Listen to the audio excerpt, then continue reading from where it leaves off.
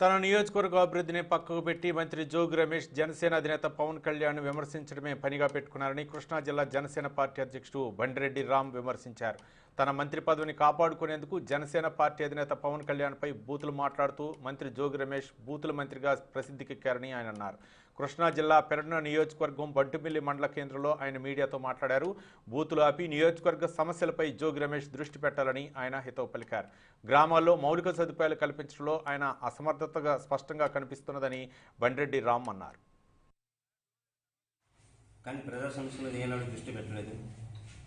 ముఖ్యంగా చెప్పాల్సింది ఏంటంటే జోగి రమేష్ గారు వచ్చిన తర్వాత అవినీతి, ఇసుక దండ, భూ ఆక్రమణలు, ఇంతేరు పర్ల భూములు చెరువులు నిర్మించడం జరిగింది.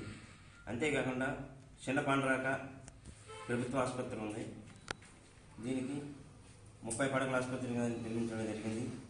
ఈ ఆసుపత్రిపై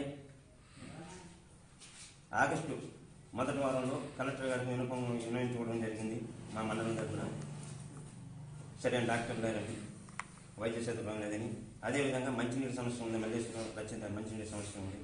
ఈ రచిత మంచినీటి సమస్యలో ఇంత మట్టికి మంత్రి గారు, ఎమ్మెల్యే గారు దీని మీద మన నియోజకవర్గం మీద శ్రద్ధ పెట్టకపోవటమే.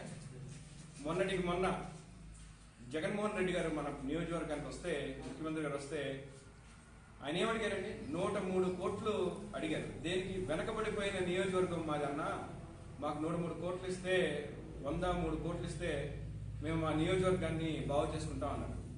అసలు ఎంతో చారిత్రాత్మకమైనటువంటి గుర్తింపు ఉన్నటువంటి నియోజకవర్గం పెడన నియోజకవర్గం. చేనేత పరిశ్రమ ఉంది, అలాగే ఎందరో రైతులు ఉన్నారు. ఇక్కడ డెల్టా ప్రాంతంలో సముద్ర తీర ప్రాంతం ఉంది. మరి ఇంత మంచి నియోజకవర్గాన్ని మరి పాడు చేసిన ఘనత జోగి రమేష్ గారికి దక్కుతుంది. అలాగే వైసీపీ